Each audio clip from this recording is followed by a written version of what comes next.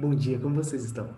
Como na nossa última aula nós debatemos a diferença entre grãos e sementes, hoje nós vamos dar prosseguimento a esse assunto e vamos debater um pouco sobre a produção de sementes e mudas. Mas antes, só para relembrar um pouquinho a última aula, alguém aqui sabe me dizer qual que é a diferença entre grãos e sementes?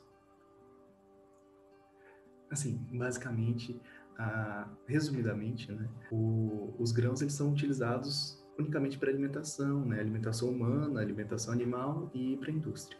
Já as sementes, elas são a nossa matéria-prima, né? Elas são utilizadas para germinação, elas são utilizadas para a produção de novas plantas para que se gere mais grãos. Agora, dando seguimento à aula, né? Antes de se começar qualquer tipo de produção, e aqui não somente vegetais ou não só para alimentos, para qualquer produto que você produzir, é bom você pesquisar antes a regulamentação, né, o jurídico por trás dessa produção. Então, hoje, vamos dar uma pincelada rápida sobre o assunto. Eu vou apontar algumas das leis mais importantes relativas à produção de mudas e sementes para vocês. E na próxima aula, já que hoje a gente está um pouquinho sem tempo, a gente se aprofunda mais no assunto, tá bom? Então, começando pela regulamentação, a primeira lei que eu trago para vocês é a Lei de Proteção de Cultivares. As leis elas servem não só como um caminho que a gente tem que seguir, mas elas também servem para definir o que a gente está fazendo, definir o que é aquele produto. E essa lei em específico ela começa a definir o que é um cultivar, como a variedade de qualquer gênero ou espécie vegetal superior que seja claramente distinguível de outras cultivares conhecidas por margem mínima de descritores. Um exemplo são os milhos. Não sei se já viram, mas tem um milho rosa, tem milho amarelo, tem um milho mais esbranquiçado. Cada uma dessas é uma cultivar, mesmo sendo dentro da mesma espécie. Temos também a lei de sementes, que ela se comunica, né, com a lei de cultivares, e o objetivo dela é garantir a identidade e a qualidade do material de multiplicação e de reprodução vegetal produzido, comercializado e utilizado em todo o território nacional. Essa lei ela busca proteger o agricultor que adquire essa semente, até mesmo que vende para ter um preço justo, que uma semente geneticamente confiável está sendo produzida, está sendo vendida e, em contrapartida, ela vai ter um preço justo pelo trabalho que ela gerou para o agricultor. E essa lei traz para nós alguns conceitos, né? Ela conceitua semente, conceitua justamente genética. Então, a semente, por si só, um material de reprodução vegetal de qualquer gênero, na espécie ou cultivar, proveniente de reprodução sexuada ou assexuada, que tem finalidade específica de semeadura. Já a semente genética é aquela semente que passou por algum tipo de melhoramento genético, com responsabilidade direta de seu obtentor ou introdutor. Essas sementes, elas acabam não necessariamente tendo todo um processo laboratorial por trás delas, mas talvez ela possa ter simplesmente um cruzamento de outras cultivares que geraram uma planta melhor, uma planta que se adapta melhor àquele solo, para algum motivo, ou que produz mais grãos. Não necessariamente precisa ser algo complexo, feito em laboratório. Temos também a semente básica, né, que é o material obtido de reprodução de semente genética, realizada de forma a garantir sua identidade genética e sua pureza varietal. Então, a semente básica, ela busca a manutenção da qualidade que uma semente genética trouxe. Temos também a semente certificada de primeira geração, que acaba sendo a resultante, né, da reprodução da semente básica ou da semente genética. E temos também a semente certificada de segunda geração, que pode ser a resultante da reprodução da semente genética, de semente básica ou de semente certificada de primeira geração. Agora,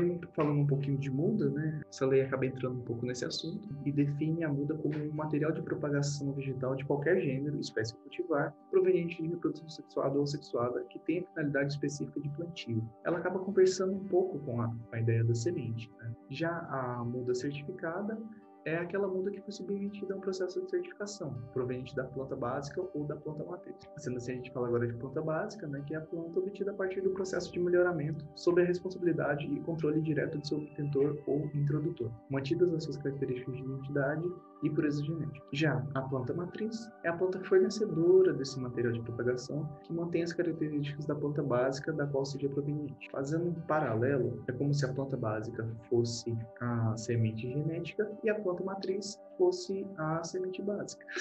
O decreto de número 5.153 também conversa com a produção de mudas e sementes, e ele acaba dispondo sobre o Sistema Nacional de Mudas, que é o SNSM. Então, falando um pouco sobre esse decreto, ele é composto das seguintes atividades. Ele fala sobre o RENASEM, né, que é o Sistema Nacional de Sementes e Mudas, também fala sobre o Registro Nacional de Cultivares, o RNC, fala sobre a produção, certificação, análise e comercialização de sementes e mudas, além de falar também sobre a fiscalização, né, da produção, do beneficiamento, da amostragem, da análise, da certificação, da reembalagem, do armazenamento, do transporte e da comercialização de sementes e mudas, além também de falar sobre a utilização dessas sementes e mudas. Saindo um pouco dessa parte de leis que acaba sendo maçante, vamos falar agora um pouco sobre a parte prática, né, sobre o que é necessário para que uma produção de sementes e mudas tenha sucesso. Então, primeiro vamos falar da localização e caracterização dessas sementes. É necessário que o lugar de produção, que o lugar de plantio, possua um acesso de fácil trânsito de caminhões, né? Porque é um material que acaba sendo pesado em grandes quantidades, né? Então, você precisa facilitar o transporte sempre para que seu produto chegue ao consumidor. E também é necessária a abundância de água para, caso você plante em uma época de seca, ou caso uma época de seca se adiante ou se atrase do esperado, você tem essa saída, né, na irrigação para que sua produção não seja descartada. Um ponto importante é que tem que se buscar uma vigilância altíssima na retirada de ervas daninhas da plantação. A existência dessas ervas daninhas em uma produção de sementes ou de mudas, caso essa erva ela se camufle no meio da produção, ela acaba gerando impactos futuros na hora da comercialização, porque o seu produto vai perder pureza, vai ter uma semente de uma erva daninha misturada, uma sujeira, vai ter uma planta competindo com uma muda, deixando essa muda com menos nutrientes para ela mesma.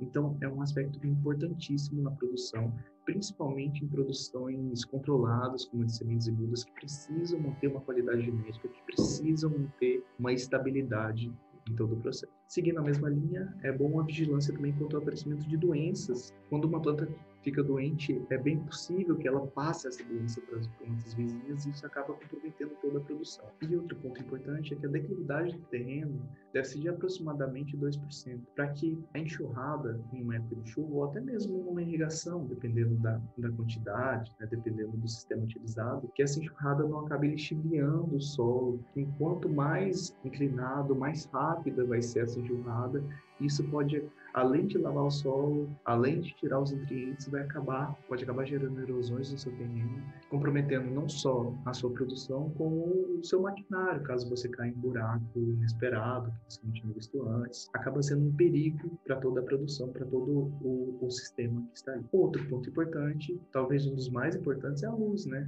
As plantas precisam de luz para o seu desenvolvimento, para o seu crescimento. Então é bom que você procure realizar essa produção em ambientes ensolarados, né, com bastante abundância de luz. Uma recomendação é que se coloque os canteiros voltados para a face norte, acompanhando ao longo da sua extensão. Outra dica valiosa são os quebra-ventos. Como o nome já diz, os quebra-ventos acabam funcionando como cortinas que têm como função proteger essas mudas que estão nascendo, que ainda estão frágeis, não estão muito bem seguras, a proteger elas de rajadas de vento muito fortes, que podem acabar arrancando essas plantas. Mas essas cortinas, elas têm que permitir a entrada de ar, né? A circulação de ar tem que acontecer, a função delas é meio que frear mesmo o vento, para que não seja uma rajada de ar muito. Além de cortinas sintéticas, né, o quebra-vento pode ser feito com vegetação local, com espécies de árvores que se adaptam bem àquele ambiente e que gerem um escudo bom o suficiente para a plantação principal. Eu trouxe aqui algumas imagens que ilustram bem o que eu estou querendo dizer. É um esquema de um quebra-vento natural com utilização de árvores e plantas menores na proteção de uma plantação que está diante dessa parede de plantas. O vento acaba sendo retardado, né, por essa folhagem, pelos troncos, ele acaba sendo freado, né, por essa vegetação, tornando o seu efeito na plantação principal menos nocivo. Aqui são mais exemplos, né, de quebra-ventos natural. Vocês podem ver que a plantação principal está aqui no meio desses retângulos, enquanto se usa árvores com bastante folhagem, mas que permitam essa circulação de ar na plantação. Aqui é a utilização de cortinas sintéticas, né?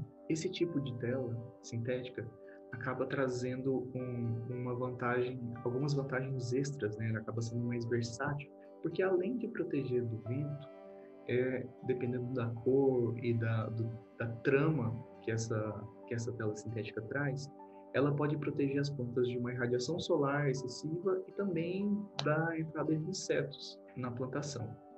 Gente, então muito obrigado pela atenção de todos. Na próxima aula a gente complementa esse assunto, debate mais sobre as leis. É que eu estou um pouco sem tempo hoje, eu vou ter que terminar a aula por aqui. Desejo a todos um bom final de semana e tchau.